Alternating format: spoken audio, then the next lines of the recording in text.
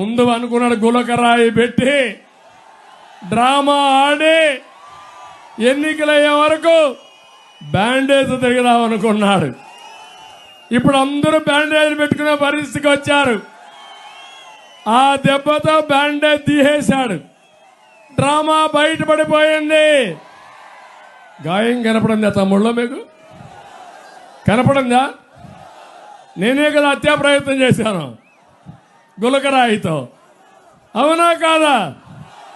బాబాయిని గొడ్డలతో లేపేస్తారు, నారాసుర రక్త చరిత్ర అంటారు. గులకరాయి డ్రామా ఆడతారు.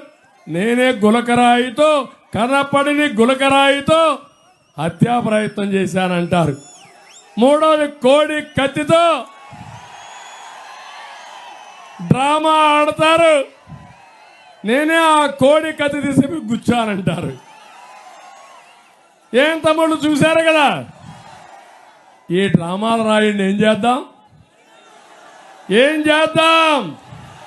జరుగు జరుగు జరుగు జగన్ ఖాళీ చేయి కుర్చీ, జనరాజ్యం వస్తున్నది ఎన్నికల్లో గెలిచి.